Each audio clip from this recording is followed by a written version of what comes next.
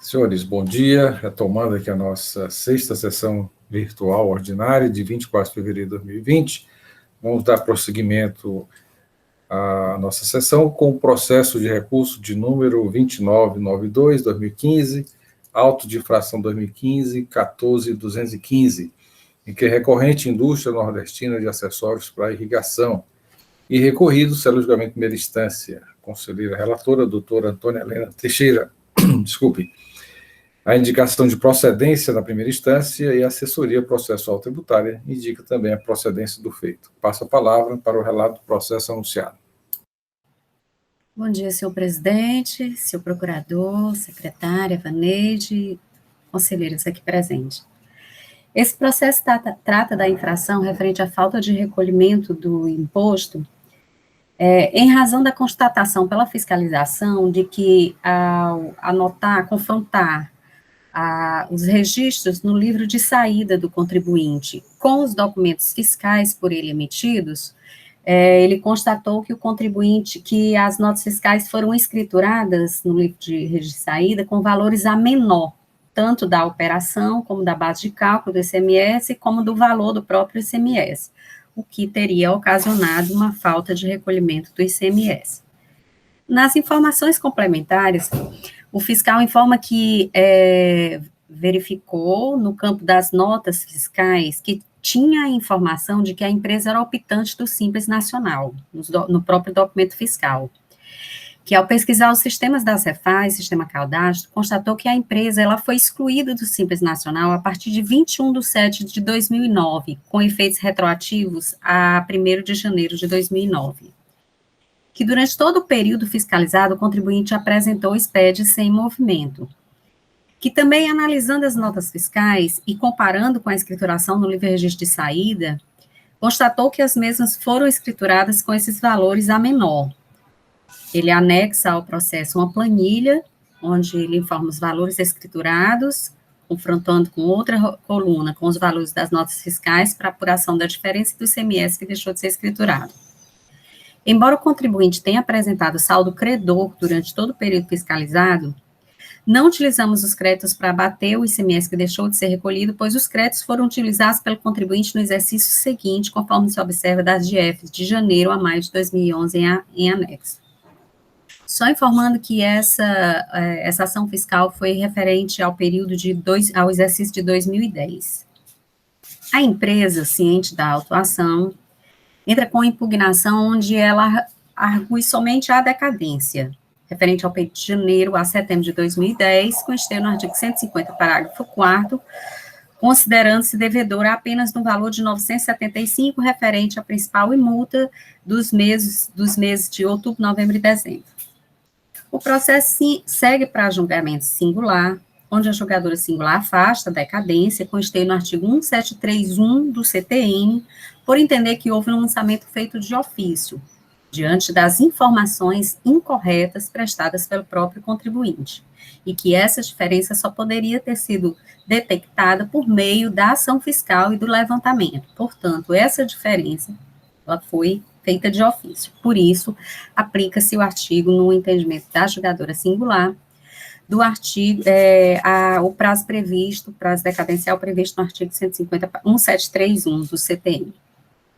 Mas a julgadora singular, que é uma situação um tanto quanto diferente das que a gente vem sempre analisando, porque, embora o contribuinte não tenha arguído, a julgadora singular, ela se manifesta acerca de uma nulidade, porque ela entende que a empresa, à época da autuação, ela estava sob o regime de recolhimento da sistemática do Simples Nacional, e que não houve recolhimento de ICMS mensal durante os exercícios fiscalizados, que a informação do cadastro da Cefaz não condiz com a realidade da empresa, que a norma vigente à época aplicada ao Simples Nacional não permitia a exclusão imediata quando ela ultrapassasse o sublimite, ou seja, o fiscal entendeu que a empresa tinha sido excluída, mas ela não poderia ser excluída de uma forma imediata, porque a legislação do Simples Nacional, à época, em vigor, dizia que o contribuinte, para ser excluído, teria que ser notificado, teria que se defender, apresentar lá as suas razões para ultrapassagem desse sublimite, e só após todo esse processo de análise e de defesa é que ele poderia ser excluído. Então, ela diz, a julgadora singular, que essa regra só foi modificada em 2011 por meio da resolução CGSN 94/2011, quando houve realmente a exclusão da empresa. Aliás, quando haveria a possibilidade de exclusão imediata da empresa. Considerando que o sujeito passivo declarou e recolheu os impostos, inclusive ICMS, na sistemática do Simples Nacional em 2010, conforme prova as PGDAS e das EM anexas, concluiu a julgadora singular que a acusação descrita no auto de infração não condizia com a realidade fática e jurídica da empresa, porque havia uma dissonância entre os registros contábeis do cadastro da Cefaz, que dizia que ela estava sujeito ao recolhimento normal, e em 2010, e as informações no portal da Receita Federal de que ela pertencia ao Simples Nacional, fazendo a sua sistemática de recolhimento pelo Simples Nacional. Após o conhecimento dessa sugestão, desse julgamento, pela nulidade, a julgadora entendeu pela nulidade do lançamento, o próprio agente autuante, que é outra peculiaridade desse processo, o próprio agente autuante, ele se manifesta nos autos sobre esse entendimento da julgadora, trazendo algumas explicações para facilitar o julgamento em instância superior. E ele diz que em 2007, a empresa, ela era sujeita à sistemática normal e recolhia o ICMS pela sistemática normal. Que em 2009 foi feita uma fiscalização, ação fiscal, vou tentar reduzir aqui, porque o fiscal faz realmente um relato bem grande e coloca uma série de informações bastante esclarecedoras, e eu vou tentar resumir aqui. Que somente, na verdade, em 2010, quando o auto de infração foi lavrado, a empresa ela não estava excluída, ela estava apenas impedida de fazer o recolhimento do ICMS pela sistemática normal, porque ela ultrapassou o sublimite. Então, ela não tinha sido excluída, ela estava impedida. Então, esses argumentos da julgadora singular, de que o auto seria nulo, por quê? Porque a empresa foi excluída sem ter sido passado por um processo de comunicação e de defesa, um processo administrativo para exclusão, ela foi excluída de forma imediata, cairia por terra diante dessa explicação do fiscal de que no período, em 2010, no período da autuação, ela não estava excluída, e sim impedida de fazer o recolhimento na sistemática do Simples Nacional, por conta de ter ultrapassado o sublimite, né? Então, ele diz aqui que a empresa, inclusive em 2010, fazia suas transmissões de FD, de SPED e tudo mais, e não recolhia o ICMS porque ela tinha um saldo credor continuado, e não porque ela era do Simples Nacional. Ela tinha conhecimento do seu impedimento na época, em 2010, desde 2009 que ela tinha sido impedida. Então, em 31/12/2010, o contribuinte pediu a exclusão dele do Simples Nacional. Ele já estava sendo impedido de fazer pela sistemática do Simples Nacional, e em 31/12/2010, o contribuinte requereu, junto à Receita Federal, a sua exclusão do Simples Nacional. Ok? Bom, essa é a manifestação da fiscalização ao julgamento singular. O processo, a empresa, me desculpem, eu me perdi aqui um pouquinho.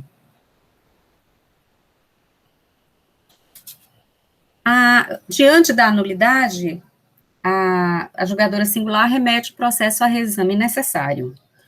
O processo segue para a assessoria processual tributária, onde o assessor tributário também segue o mesmo entendimento da julgadora singular, de que realmente A instrução normativa número 13, 2008, estabelecer procedimentos para a exclusão das empresas optantes do Simples Nacional, que em consulta ao histórico do portal do Simples Nacional até a lavratura do auto de infração não houve nenhuma exclusão de ofício, mas apenas a opção do contribuinte no dia 31/10, e que a autuação estaria maculada em razão da inobservância do fato de que o antecedente, qual seja, as normas que tratavam do procedimento de exclusão do Simples Nacional. Então, a assessoria tributária aqui se manifesta, à época, pela manutenção da nulidade aqui do julgamento, manutenção de julgamento singular pela nulidade. Bom, tomando conhecimento dessa sugestão da assessoria processual tributária e do julgamento singular, a Procuradoria-Geral do Estado, na pessoa do Dr. Matheus, aqui presente, deve se lembrar do fato, se manifesta dizendo que o artigo 6º, parágrafo 10 da resolução 15/2017 do CGSN, estabelece que, ultrapassado o sublimite, a empresa fica sujeita ao pagamento do ICMS normal, na forma prevista na resolução número 30/2008, artigo 19, parágrafo 1º, que autoriza o Estado a adotar os procedimentos previstos em sua legislação, e que, na hipótese, o contribuinte estava submetido ao Simples Nacional, mas com uma restrição de impedimento de recolhimento pela sistemática do Simples Nacional. Então, ele afasta, o doutor Matheus sugeriu, no próprio parecer, que fosse afastada essa nulidade. O processo seguiu para julgamento em segunda instância, onde no dia 8/8/2018, era até, o doutor Marcelo me perguntou no começo, era outra composição, não era essa mesma composição, em julgamento na 40ª sessão ordinária, a primeira Câmara entendeu que, por meio da resolução 156/2018, que realmente o processo deveria retornar, afastou a nulidade e entendeu pelo retorno dos autos ao julgamento de primeira instância, entendendo exatamente, de acordo com a manifestação da PGE, de que a empresa não havia sido excluída de imediato realmente, mas que ela tinha uma restrição por conta da ultrapassagem do sublimite e que, por conta dessa restrição, ela deveria, sim, fazer o recolhimento dos impostos do ICMS pela sistemática normal de recolhimento. E aí os autos foram devolvidos para a primeira instância para novo julgamento.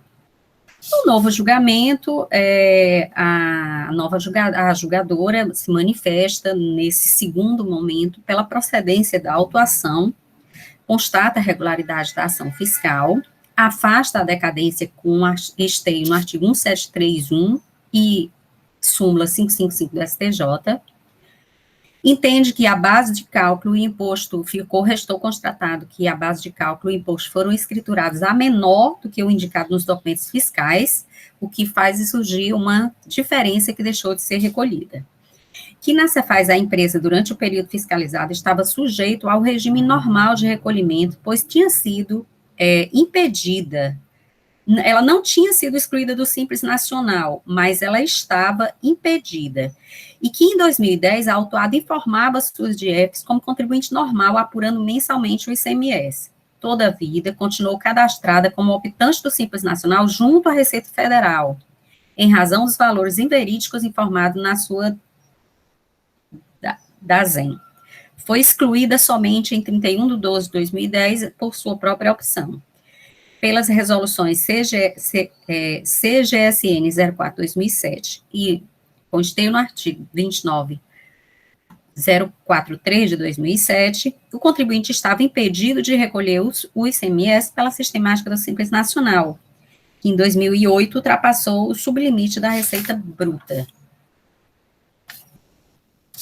Considerando a divergência entre os valores escriturados pelo contribuinte e os valores constantes nas notas fiscais, o ICMS devido nas operações de saída deixou de ser informado e, por consequente, não foi recolhido em sua totalidade, na forma e nos prazos regulamentares, conforme determina os artigos 73 e 74 do Decreto 24.569.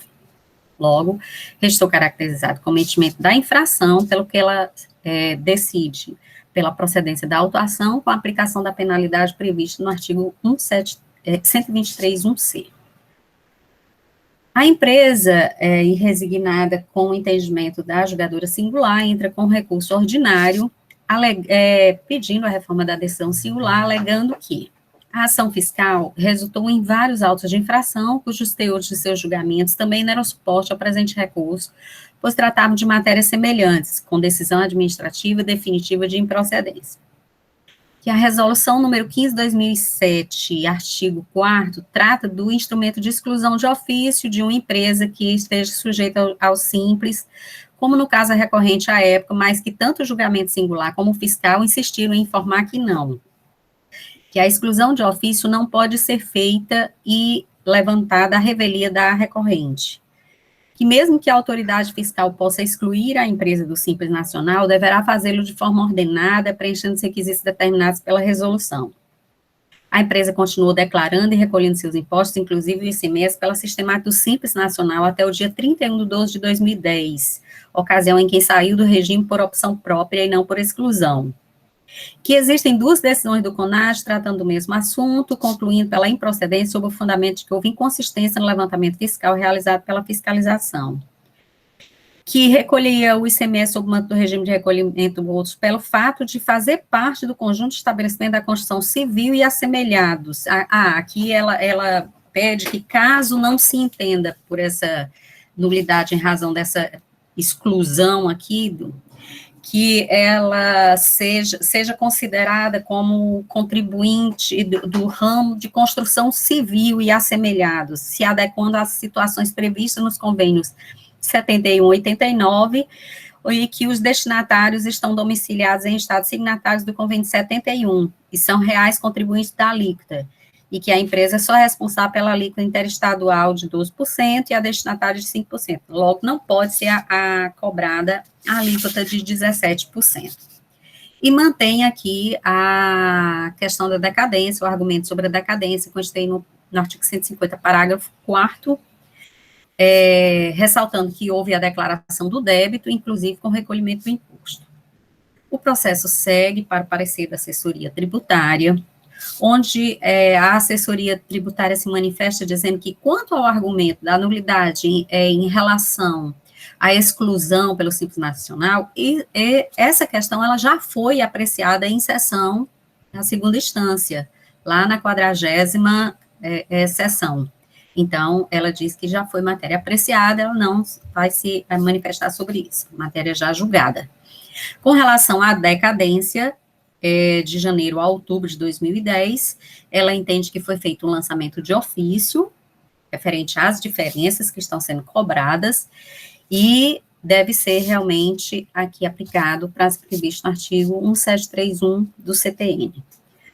Com relação às alegações da parte de que existem processos semelhantes às ações fiscais que foram julgadas improcedentes, ela diz que as matérias não são semelhantes, porque um auto de infração foi de saída de mercadoria destinada à empresa de construção civil, e no outro processo foi saída com dados divergentes, com a aplicação da alíquota de 17 ao invés de 12. Analisando os autos, verificamos que o contribuinte emitiu diversos documentos citados na planilha anexa, com destaque de ICMS, escriturou no seu livro registro de saída sem o destaque do ICMS e teve outros registros com base de cálculos divergentes. Portanto, restou comprovada a infração. Sugere aqui a assessoria tributária a procedência nos termos do julgamento singular. É o que importa relatar, senhor presidente. Obrigado, doutora Helena. Fez um resumo aí de todos os fatos ocorridos no processo. E, na forma regimental, passa a palavra ao doutor Matheus Viana Neto, representante da PGE. Senhor presidente, senhores conselheiros, Elaneide, doutora Helena, relatora, sempre muito clara, objetiva.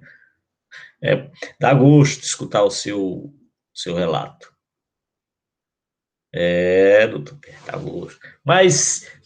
Mas a questão suscitada no presente processo é muito interessante. Interessante por quê? Primeiro, há alguns elementos que não podem deixar de ser considerados. É a conduta da própria empresa. Qual a atividade da empresa? Ela vende material de irrigação e, portanto, ela não pode ser considerada ou equiparada à empresa de construção civil. Então, esse argumento utilizado por ela não pode ser, não deve ser considerado, tendo em vista que ela efetivamente não exerce atividade de construção civil. Ela produz, revende material de irrigação. E aí, a comparação que ela quer fazer é porque, eventualmente, ela vai lá e faz a instalação, não sei o que e tal, razão pela qual poderia ser equiparada à empresa de construção civil. Mas ela, diferente da construção civil, ela vende. Construção civil, ela vende imóveis. E, no caso da autuada, ela vende equipamentos de irrigação. São coisas distintas. E ela presta o serviço de montagem e tal, mas nada. Pois bem, esse é o primeiro ponto, então afasta-se a questão da diferença de alíquota, que ela estaria só obrigada a recolher o diferencial de alíquota. O segundo ponto, que é de discussão interessante, é que, afinal, a empresa inscrita no Simples Nacional, ela está obrigada a recolher o ICMS de que forma? Ora, se ela está inscrita no Simples Nacional, ela não faz a apuração dela é sobre faturamento. Ela recolhe conforme aqueles percentuais. Então, não está obrigada a fazer a apuração do ICMS nos moldes normais de débito e crédito. E quando é que ela estaria obrigada? Ela, em duas situações, com a exclusão do Simples Nacional, no período fiscalizado, o que não ocorreu, ela não foi excluída do Simples Nacional. Ou então, e aí é a situação que ela se encontrava, ela não tinha sido excluída, porque acho que era o primeiro exercício que ela ultrapassava o limite, então ela só naquele exercício, a atividade, o regime de apuração muda, passa para ser normal. Se ela ultrapassou o limite, passa para ser normal. E foi isso que a Fazenda fez e foi isso que ficou definido. Ou seja, naquele período, né, fiscalizado, ela não havia efetivamente sido excluída do Simples Nacional. Mas a sua não exclusão não implicava que ela continuava a apurar na forma do Simples Nacional. Não. Estava suspenso o benefício do Simples Nacional e ela passou a fazer a apuração normal no período. Tanto isso é verdade que ela emite as notas fiscais com débito do imposto. Se ela não tivesse sujeita à apuração, ela não teria emitido as notas fiscais dessa forma, porque na nota fiscal emitida pela empresa do Simples Nacional, ela utiliza aqueles percentuais e tal, e não a apuração normal. E o que foi que ela fez? Ela emitia as notas fiscais com o débito normal do imposto, mas no momento da escrituração, ela tentava reduzir o valor do imposto a recolher. Como? Não escriturando o valor do ICMS, ou escriturando em valor inferior ao que era destacado na nota fiscal. Essa é a questão central. Ela estava no Simples Nacional, mas com a apuração dela no regime normal, naquele período. Tanto isso é verdade que, posteriormente, ela própria, de ofício, requereu a sua mudança de regime. Por quê? Porque não tinha mais condições de permanecer no Simples Nacional. Os valores que ela estava faturando eram superiores aos limites estabelecidos pela nossa legislação. E ela, de ofício, então, requereu, ou seja, voluntariamente, ela requereu a sua mudança de regime. Nem chegou a haver a modificação por ato da Cefaz, ou seja, de ofício a Fazenda fazer isso. Não, ela que voluntariamente requeriu a mudança de regime.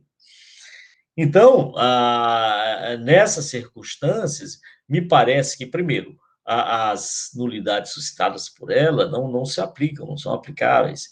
Inclusive, a questão da decadência também não é aplicável. Porque o que foi que ela fez? Ela não registrou. Ela não apurou o ICMS. Aí você podia dizer, não, mas ela apurou, ela ainda que registrou, mas registrou em valores inferiores. Ora, mas não registrou. Os valores que estão sendo cobrados foram exatamente, não foram objeto de registro. Razão pela qual não há de se falar em aplicação da decadência prevista no artigo 150, parágrafo 4º. Então, senhores, ainda que um pouco muito cheio de detalhes esse processo e tal, mas em síntese, a questão é essa, que ela apurava o ICMS normal, ela estava obrigada a apurar, ainda que não tivesse sido excluída do Simples, E ao invés dela fazer essa apuração normal, ela fazia o registro dos documentos fiscais sem lançar o imposto nos documentos fiscais indicados. Por tais razões é que a Procuradoria entende que o caso, sim, é de procedência da acusação fiscal. Ela deixou de recolher o ICMS que deveria ter apurado e não apurou. É esse o entendimento da Procuradoria, senhor presidente. É isso. Obrigado, doutor Matheus. Processo em discussão, senhores. Doutor Pierre, com a palavra. Doutor Matheus, com relação à decadência, apenas a minha observação, a súmula 555 fala quando não for declarado o débito. Não fala declaradas as operações, até porque ela registrou as operações, ela registrou de forma incorreta. Olha, se o contribuinte registra o débito, essa súmula está sendo muito mal interpretada. Se ele declara o débito, ele está só em atraso, não tem auto-infração, não. Tem julgamento posterior do STJ nesse sentido, né? Eu colecionei até, não expus aqui, mas outros julgamentos em Câmara Superior de tribunais administrativos, como o do Rio de Janeiro, por exemplo, que tem assim interpretado essa norma 555, certo?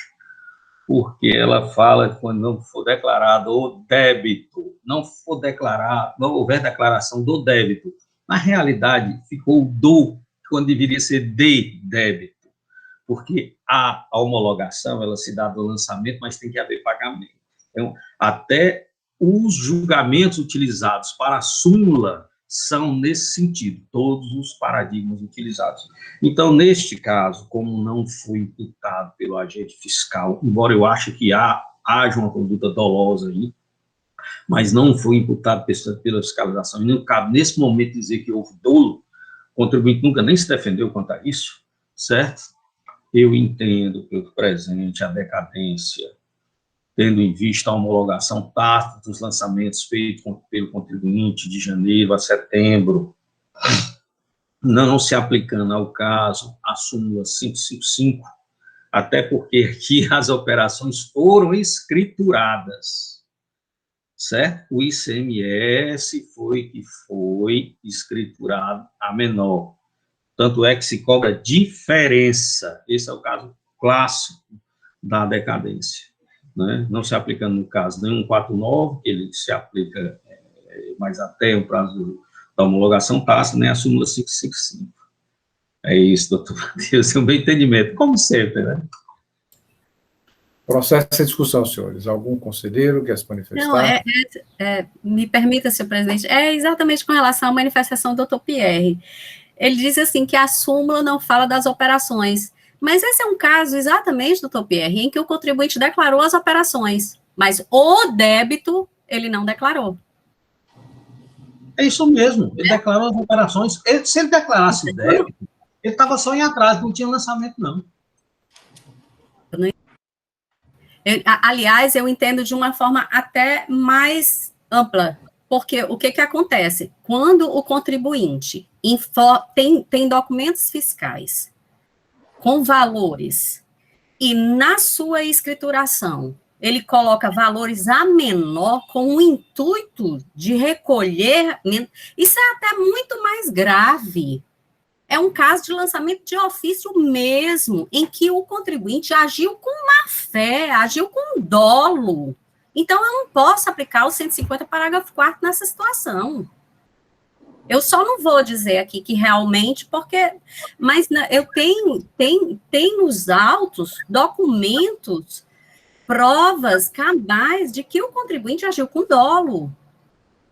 Isso poderia, doutor Pierre, até configurar um crime contra a ordem tributária.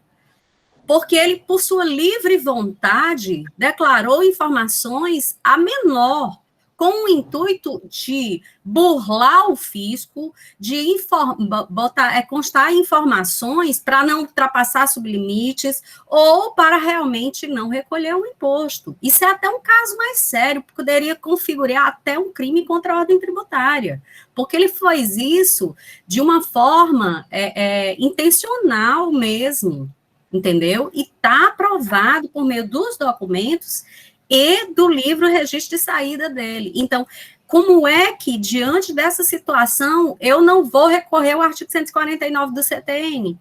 Eu tenho que aplicar, sim, um 731. Obrigado, doutora Helena. Pela ordem, doutor Pierre. Helena, doutora Helena, como eu falei, eu acho que está presente o dolo, sim. Eu acho que o contribuinte agiu com má fé. O que eu estou dizendo é que eu não posso, neste momento, arguir isto para a questão da decadência, porque não foi objeto do lançamento. O fiscal não imputou essa conduta ilícita. O contribuinte quer se defender contra isso. Aí eu chego agora e digo assim, você agiu de modo ilícito, com dolo, e, portanto, o aplicado é um 731. Pô, ele nunca nem se defendeu contra isso, como é que ele vai se defender agora? Ele vai fazer um recurso especial? É isso? Extraordinário, aliás? O que eu estou dizendo é a questão processual. Eu entendo que o fiscal deveria ter feito essa imputação, inclusive com repercussão na corresponsabilidade. Mas, nesse caso, ele não fez, e não nos cabe agora invocar isso. Foi o que eu disse na primeira fala. Se o fiscal, se assim tivesse feito, eu acho que ele estaria correto. Mas ele não fez, e nós não somos autoridades lançadoras. Então, nesse caso, eu continuo no entendimento que é o 150, porque eu não posso arguir esse. Não posso ter, como é que eu vou colocar num voto que ele agiu com dolo, se o fiscal não imputou essa conduta? É isso. Obrigado, doutor Pierre. Alguma discussão adicional, senhores? Lembrando que ele pede lei de arguido, doutora Helena, no recurso, a questão do simples, mas essa matéria já foi afastada, né, através da resolução 56/2018, quando do julgamento, né, o retorno do processo à primeira instância, e tem a decadência. Mais algum assunto a ser tratado, discutido sobre o processo? Doutor Matheus Viana, com a palavra.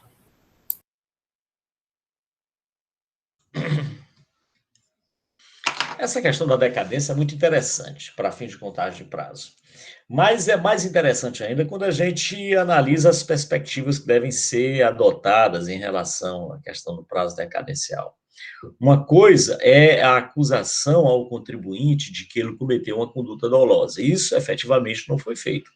O agente fiscal não acusou o contribuinte de ter cometido uma conduta dolosa. Ele faz até considerações a respeito disso, mas ao sancionar, ao sugerir a penalidade, e nós temos a penalidade para conduta dolosa, especificamente na nossa legislação, ele não sugere essa aplicação.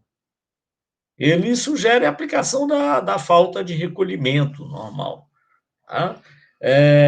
Essa é uma questão. Então, em nenhum momento o contribuinte está sendo acusado de ter tido uma conduta dolosa. Não.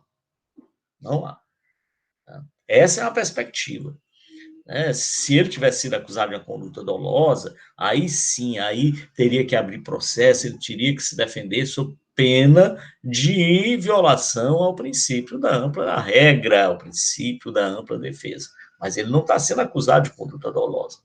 O que nós estamos falando aqui é da aplicação da regra da decadência. Qual a regra que vai ser aplicada? É a regra do 150, parágrafo 4º, ou a regra de 173.1? E aí nós temos uma questão muito clara em relação à aplicação do artigo 150, parágrafo 4º. É que, especificamente, o Código Tributário diz que não se aplica, e aí é que está a questão. A decadência não se aplica naqueles casos em que houver dolo, fraude ou simulação. Ora, o contribuinte não está sendo acusado disso, de dolo, fraude ou simulação. Não está. Mas, no entanto, a conduta dele é que surge pela conduta que ele adotou. Ele pegou, quer dizer que durante vários meses, ele, em vez de lançar 100, lançou R$1. Essa conduta por si só, não fica caracterizado o dolo para fins de contagem do prazo decadencial? Claro que fica. Né? O doutor Pierre tem razão quando diz, olha, mas nesse caso, ele declarou, ainda que seja uma parte, ele declarou, e então seria que ser aplicado, sim, o artigo 150, parágrafo 4º, ele declarou. O caso da diferença seria só o lançamento. Não precisaria nem de lançamento, porque ao identificar essa diferença, o débito já é escrito direto em dívida ativa. Mas isso é só um procedimento operacional, porque antes desse procedimento, essa diferença era lançada de ofício também. Então, quanto a isso, é mera questão operacional. Pois bem, não se está discutindo, não está se imputando ao contribuinte a conduta dolosa. Está dizendo o seguinte, olha, a conduta foi dolosa. Razão pela qual não há que se falar em aplicação de 150, parágrafo 4º, porque ele exclui, no caso de dolo, fraude ou simulação, essa aplicação. Ora, aqui é discutível se ele cometeu ou não a conduta dolosa para fim de aplicação da decadência. Ora, o sujeito que durante vários meses adota aquela mesma conduta, de em vez de lançar 100, lança R$1 na sua escrita, é evidente que não há discussão a respeito disso, não é possível. A não ser que ele, aí sim, maneiro como ele não está sendo acusado de conduta dolosa, só para fins de prazo decadencial, me parece que o próprio artigo 150, parágrafo 4º, ele exclui a aplicação dele quando configurada essa situação, que é o caso. Razão pela qual, né, se não fosse essa conduta dolosa, eu sim sugeriria a aplicação do artigo 150, parágrafo 4º, que tem razão o doutor Pierre, quando diz, olha, mas ele declarou. É verdade, declarou. Mas ele declarou uma parte restante e o que remanesceu decorreu de uma conduta evidentemente dolosa, razão pela qual entendo que o caso é do artigo 173, inciso 1, doutor Pierre. É isso, senhor presidente. Obrigado, doutor Matheus. Parece que o processo já está amplamente discutido, analisado. Pergunta à conselheira relatora como vota nessa preliminar que envolve a decadência. Doutor Marcelo, Pois não? aqui a mão, porque eu não quis atrapalhar o comentário, mas desculpe, eu queria só fazer uma observação. Não, porque eu entendo que o lançamento de ofício, na qual, inclusive, até a julgadora singular ela faz menção, está previsto no artigo 149 do CTN, né? E no artigo 149 do CTN, nós não temos uma situação exclusivamente relacionada ao dolo, fraude, simulação. Nós temos vários incisos em que a questão do dolo, da fraude, da simulação é apenas um dos incisos, né? Então, inclusive, o próprio artigo 49 fala de condutas relacionadas, por exemplo, à omissão, à inexatidão, erro, como a gente vê, por exemplo, no inciso 4º, a gente vê no inciso 5º falando de omissão, a gente vê no inciso 6º. Então, assim, são omissões que, caso não tenha sido comprovado, não tenha sido trazida a questão do dolo, da fraude, da simulação, são artigos que podem ser utilizados quando o contribuinte pratica a ação, né? Então, assim, e daí eu posso considerar como uma questão de lançamento de ofício, né? Então, eu entendo que esse é um caso realmente típico, mesmo que não tenha sido trazido pela fiscalização desde o início, eu entendo que pode sim ser combinado, né, combinada a questão de 173, inciso 1, com 149, né, do inciso 4, 5 ou 6, que falam da questão da omissão que foi praticada de uma forma bem contumaz e reiterada pelo contribuinte durante esse período da fiscalização. É isso, presidente. Obrigado, doutora Mônica. Mais algum conselheiro? Então, tinha observado que a doutora Mônica tinha pedido a palavra. Não tendo mais discussões, doutora Helena, como vota? Senhor presidente, eu também afasto os argumentos da parte com relação à equiparação à construção civil, né, para fins de aplicação da diferença das alíquotas. E, no mérito, entendo que a questão da exclusão do Simples Nacional ou não já foi matéria julgada na 40ª sessão da primeira Câmara, no dia 8 de agosto de 2018, e, no mérito, eu entendo pela procedência da autuação nos termos do parecer. Doutora Helena, a questão da decadência, né? Decadência é o artigo 1731 do CTN, combinado com 149. Vou colher o voto. Doutor Pedro. Presidente, nós vamos votar agora só a questão da decadência, não é isso? Desculpa, eu que confundi. Vamos, primeiramente, que é uma questão preliminar, a questão da decadência, considerando que há manifestações divergentes ou contrárias, cada um com o seu entendimento. Doutora Helena, com relação à decadência, como vota? Eu afasto a decadência suscitada pela parte, com esteio no artigo 1731 do CTN, combinado com 149, de acordo com a manifestação da doutora Mônica Castelo e do PGE. Doutora Mônica. Com a relatora, presidente. Doutor Pedro. Presidente, eu inicio a divergência pelo 150, parágrafo 4º. Doutor Fernando Martins. Presidente, eu acompanho o Pedro Jorge, eu vou pela divergência. Doutor Pierre. Com a divergência, presidente. Doutor William Falcão. Senhor presidente, acompanho o voto da relatora. Estamos diante de um empate, né, e a decisão é 1731, combinado com 149, de acordo com a manifestação da doutora PGE. Superada a questão da decadência, que envolve de janeiro a setembro de 2010, vamos à questão de mérito, né? A doutora Helena já mencionou a questão da nulidade que foi apreciada, né, em 2018 por esta Câmara, e a questão do mérito. No mérito, conforme eu me manifestei, eu entendo pela procedência da autuação, porque restou constatado que realmente houve a escrituração dos documentos de forma divergente aos dados constantes nas notas fiscais, e por isso eu entendo que houve realmente a falta de recolhimento do imposto, ao que eu entendo, julgo que pela manutenção da decisão de primeira instância de procedência da autuação, nos termos do julgamento e do parecer. Algum voto em sentido contrário, senhores? Então, esta Câmara, por decisão unânime com relação ao mérito, né, com a preliminar, voto de desempate, 1731, combinado com o artigo 149 do CTN, votaram favoráveis à decadência de janeiro a setembro de 2010, doutor Pedro Jorge, doutor Fernando, doutor Pierre, com fundamento 150, parágrafo 4 do CTN.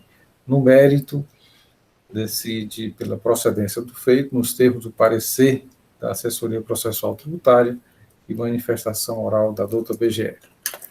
Só lembrando, me permita, senhor presidente, só lembrando que a gente também afasta o argumento da parte com relação à equiparação à Constituição Civil, né?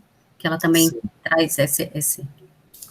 a nulidade, essas preliminares, né, praticamente a nulidade, né, que foi suscitada pela parte com relação ao Simples Nacional e a decadência, né? Esse argumento de defesa deverá ser melhor apreciado na própria resolução, né, já que não é uma questão de preliminar, né, nem de mérito, mas um argumento trazido pela parte.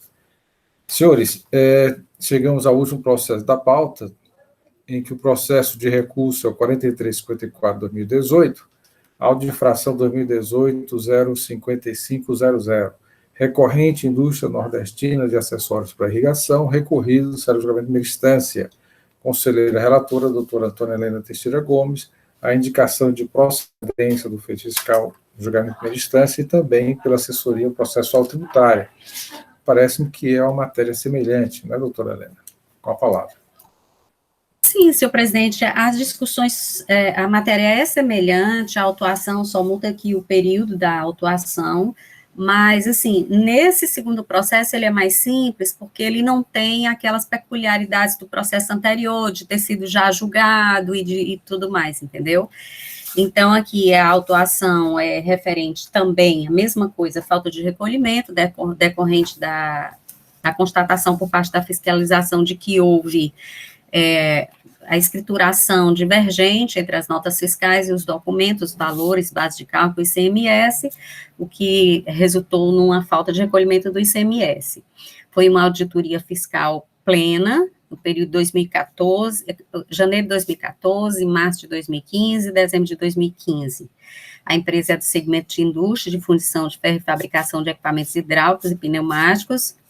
O procedimento da empresa informa que o fiscal que o procedimento da empresa em escriturar as notas fiscais de saída com valores a menor ocasiona sérios prejuízos aos cofres públicos, pois o contribuinte, além de não ter recolhido o ICMS, possibilitou a compensação de débitos do adquirente com imposto destacado nas notas fiscais, que o procedimento contraria o disposto nos artigos 74, 75, 270, 276, 276-A do decreto 24569.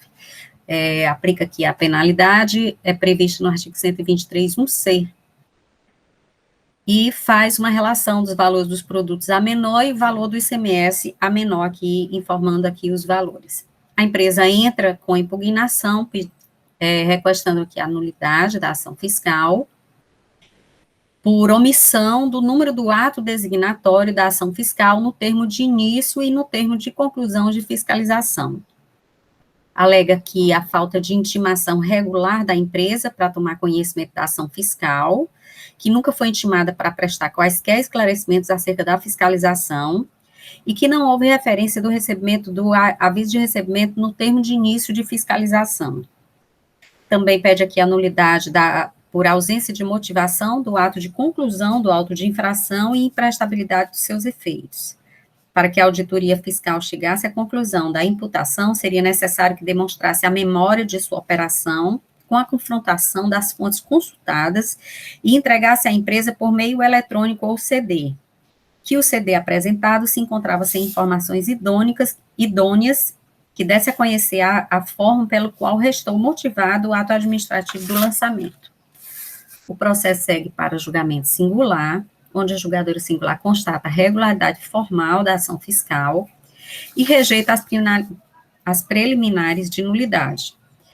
Diz aqui a julgadora singular que, com relação à alegação da parte de omissão do número do ato designatório da ação fiscal chancelado pela autoridade competente no termo de início e conclusão, ela afasta, dizendo que a ação fiscal foi autorizada pelo mandado de ação fiscal 2018, cujo número está indicado no termo de início, no termo de conclusão de fiscalização. Que com relação à falta de intimação regular da empresa, ela também afasta esse argumento, dizendo que todos os documentos relativos à intimação da empresa foram recebidos pela mesma na pessoa do senhor João Veras, que é o porteiro da empresa, e traz aqui a teoria da aparência, aceita nos tribunais. Logo, a intimação foi válida, nos termos do artigo 78, parágrafo da Lei 15.614. Com relação à nulidade, quanto à ausência de motivação do ato administrativo de conclusão, ela também afasta aqui, dizendo que o argumento da empresa de que o CD que acompanhava o caderno processual devia estampar tudo que foi objeto da fonte de pesquisa, ela afasta esse argumento dizendo que a infração foi apurada a partir dos dados fornecidos pelo laboratório fiscal, e está bem claro nas informações complementares, que a motivação do ato administrativo, que a legislação prevê a possibilidade dos agentes do fisco, do desempenho das atividades, utilizar informações provenientes dos sistemas corporativos, e isso também está bem claro nas informações complementares. E quanto ao argumento de que a mídia eletrônica não tinha informações idôneas que desse a conhecer a forma pela qual restou motivado o ato administrativo, ela considera uma informação vaga, sem indicação precisa, das falhas nos arquivos no CD-ROM. Realmente, o CD, eu abri o CD consta todas as informações da AGF da empresa, as informações das nossas caixas de entrada, informações constantes, tudo bem direitinho. Que consta, entende aqui a julgadora singular, que consta dos autos planilha, contendo as informações sobre as saídas escrituradas a menor na FD. Considerando que a empresa tem amplo acesso ao processo, não há como alegar que não teve conhecimento dos fundamentos da autuação. No mérito, a julgadora singular entende que a autoridade fiscal analisou todas as notas fiscais eletrônicas emitidas pelo contribuinte e, ao efetuar o confronto entre esta o livro do registro de saída, fundamento da autuação, detectou que os valores da base de cálculo e do ICMS normal foram lançados como valores a menor na sua FD. Com esteio no artigo 276-A, parágrafo 3º, que diz que o contribuinte está obrigado a escriturar e a prestar informações fiscais em arquivo digital referente à totalidade das suas operações de entrada e de saída das mercadorias e de aquisição e prestação de serviço. Que a divergência adveio exatamente da análise dos arquivos de notas fiscais eletrônicas por ele emitidas, com a comparação com os dados da sua FD e dos livros fiscais, sendo que ambos são instrumentos de informações reconhecidos e sua declaração deve ser fidedignas, considerando que o contribuinte informou na escrituração fiscal valores inferiores aos informados no livro, ele entende aqui pela procedência da autuação, com aplicação da penalidade prevista no artigo 123.1c. A empresa entra com recurso ordinário, visando intentar a modificação da decisão da primeira instância, repisando os mesmos argumentos da inicial quanto às nulidades e quanto ao mérito.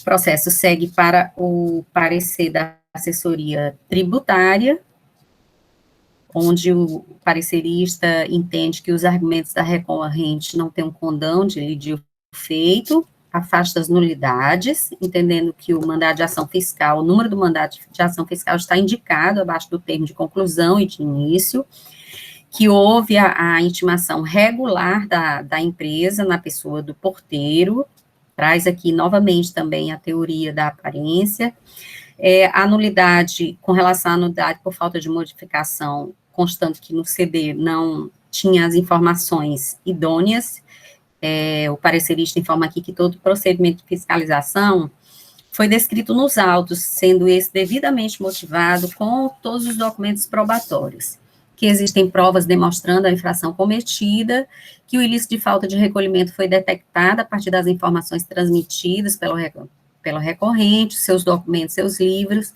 cujo resultado encontra-se na planilha bem detalhada.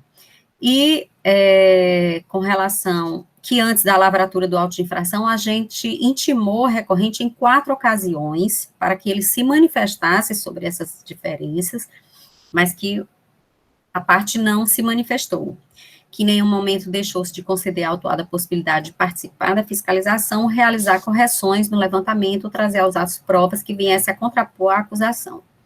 E que, mesmo assim, a recorrente não trouxe aos autos, por ocasião de suas defesas, nenhum elemento concreto que pudesse afastar as conclusões da fiscalização. Constei no artigo 276A, 276G e 276E do regulamento do ICMS, sugere aqui a procedência da autuação com a aplicação da penalidade prevista no artigo 123.1c da Lei 2.670, com a nova redação dada pela 3.418. É o que importa relatar, senhor presidente. Obrigado, doutora Helena. Da forma regimental, passo a palavra ao doutor Matheus Viana Neto. Muito bem, senhor presidente, senhores conselheiros, Helena, sempre pontual, Vaneide, nossa secretária. Muito bem, doutor Pierre não quis discutir a questão da decadência, mas, né, doutor Pierre? Bem, senhores, a questão... Veja como a conduta do contribuinte se repete, desse contribuinte. Nesse caso, ele efetuou o lançamento em vários meses, né? Em 2015, e 2014, 2015, em vários períodos, ele deixou de efetuar o lançamento correto. Ele efetuou o lançamento, foram os meses de 2014, janeiro de 2014, março de 2015, maio de 2015 e dezembro de 2015. O contribuinte, ele registrou na sua escrita fiscal valores diversos do imposto, diversos daqueles que ele havia destacado no documento fiscal. Aí ele já vinha fazendo apuração, não havia nem discussão a respeito do regime de apuração dele, ele já havia saído do Simples e estava com a apuração normal mesmo. Então, essa discussão nem passa ao largo, aliás, como já apontado pela doutora Helena. Mas ele suscita algumas questões, né? Uma questão que ele suscita é a falta de indicação no auto de infração, dos elementos, das normas, acho que ele chega a falar nisso. Fala que não houve intimação regular. Olha, a intimação foi feita diversas vezes para o endereço consignado nos registros da Cefaz. Nem poderia ser de outro modo. O contribuinte, ele fornece o endereço para a Cefaz, é aquele endereço fornecido que é válido. E lá foi recebido, tem um senhor já indicado também, que recebeu várias vezes, e ele acabou se defendendo, tanto é que ele vem aqui aos autos e argui uma série de nulidades. Como foi que ele arguiu se ele não tivesse recebido? Que é isso, até isso também afasta o argumento de que a intimação para a defesa foi irregular. Não foi irregular. O fato, senhores, é que esse contribuinte, ele adota, se tem adotado, não sei por qual razão, essa conduta tão fácil de ser detectada, quer dizer, uma conduta, ele emite a nota fiscal pelo valor, por 100 e registra R$1. Quer dizer, é uma conduta com a fiscalização simples e maiores dificuldades é identificado. É um contribuinte que adota uma conduta que a gente não entende assim, a não ser a situação talvez de fiscalizado, aleatório, e talvez não identifique. Mas o fato é, senhores, que não vejo que qualquer dos argumentos utilizados pelo contribuinte possam ser aproveitados. Não dá para aproveitar, nenhum. Os elementos probatórios estão juntados, o agente fiscal foi muito cuidadoso, juntou, intimou o contribuinte, juntou a documentação comprovante disso, e o contribuinte, o agente fiscal foi muito cuidadoso, juntou, intimou o contribuinte, juntou a documentação comprovante disso, e o próprio contribuinte, se quisesse, poderia apresentar, está aqui, minha nota fiscal é essa daqui, na verdade eu registrei corretamente a nota fiscal daqui, mas ele não faz isso. Ele fica em argumentos acessórios que não importam muito. Razão pela qual, senhor presidente, não tem nem argumento. O caso é de procedência da acusação fiscal, não tem como. É uma conduta, chega a ser até, eu diria, primária, né? Uma conduta primária para fugir ao pagamento do imposto. Mas é isso, eu entendo a Procuradoria que o caso é de procedência da acusação fiscal, senhor presidente. Processo em discussão, doutora Helena pediu a palavra. Não, então, desculpe. Processo em discussão, senhor. Senhor presidente, esse processo que a conselheira Helena acabou de relatar, ele faz parte de uma ação fiscal que resultou na lavratura de 13 autos de infração, e esses autos de infração, dessa relação, quase todos nós julgamos já na sessão, em várias sessões, no mês de agosto. 3 de agosto foi só INAP, 4 de agosto, 5 de agosto de 2020, e no dia 6 de agosto, e 7 de agosto. Só deu INAP. Certo? Todos esses autos foram procedentes, as nulidades afastadas. E esse processo de hoje, o 4354, 2018, desculpe se a conselheira Helena já tinha dito, é porque eu tinha apagado aqui o som, imagem e tudo. Depois eu explico, até por conta da confusão aqui em frente em casa, muita polícia e o carro da Perforce, e era muita sirene, aí eu desliguei tudo. O processo 4354, na época, 7 de agosto, ele foi sobreestrado por conta do valor elevado, e não era permitido, né? E hoje é permitido, só por isso. Mas todos os demais processos dessa ação fiscal e mais outros, da outra ação fiscal anterior, foram julgados nessa época. E eu observei, aqui eu tenho um controle, todos as foram afastadas e todos foram pela procedência. Só isso, senhor presidente. Aí, na época, eu lembro bem da questão dessa intimação que ele alega que não foi, mas foi comprovado que era um porteiro, que é um funcionário da empresa que recebeu, lá em Maracanã. Eu lembro disso. Helena, eu julguei 4. Só complementando as informações do doutor Willam, me desculpe aí, doutor Pierre, eu lhe cortei, esses 2 autos que ele cita, eles foram pagos, inclusive, pela empresa por meio de parcelamento. Certo. Processo anterior. Obrigado, doutor, pelo resgate. Só para informação, Helena, eu fui relator de 4 deles. Por isso que eu disse mais cedo, esse nome me é familiar, INAP. Né? Eu julguei 4 desses processos em agosto. Bom, processo em discussão, senhores. Fez as observações pelo doutor Willam e o resgate, e a justificativa, né, desse processo não ter sido julgado na época, por conta do limite que hoje foi ampliado. Alguma discussão, senhores? Com relação às nulidades, as preliminares de nulidade, várias nulidades suscitadas pela parte, omissão do ato designatório, falta de informação para conhecimento do lançamento do crédito, motivação do ato, ausência de provas, enfim, essas nulidades, como vota a conselheira.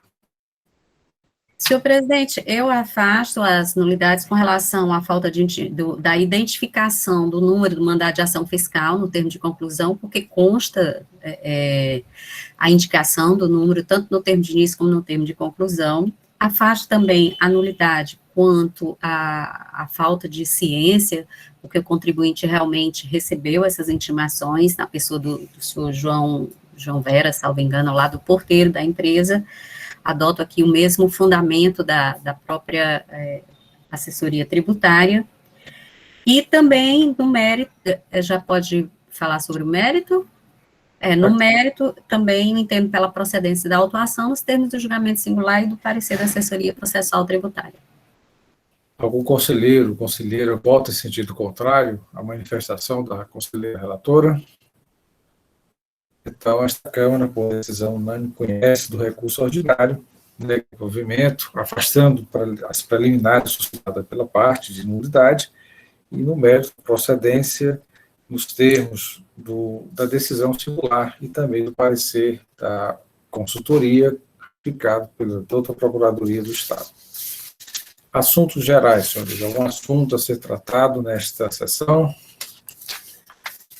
Então, agradeço a participação de todos e já faço aqui o convite, a convocação para a 7ª sessão virtual ordinária do dia 25 de fevereiro de 2021, às 8h30, onde teremos 4 processos da distribuidora de ferramentas Liderança Limitada. Os 2 primeiros processos, 3085 e o 3086, relatoria da doutora Mônica Maria Castelo. Teremos mais 2 processos, também da distribuidora de ferramentas e liderança limitada, 3170 e 3171, relatoria do doutor Pedro Jorge Medeiros. Lembrando também aos senhores que teremos sustentação, aqui a indicação do doutor Francisco Elson Salles. Então, agradeço a participação de todos, desejo um bom dia e até amanhã, se Deus quiser.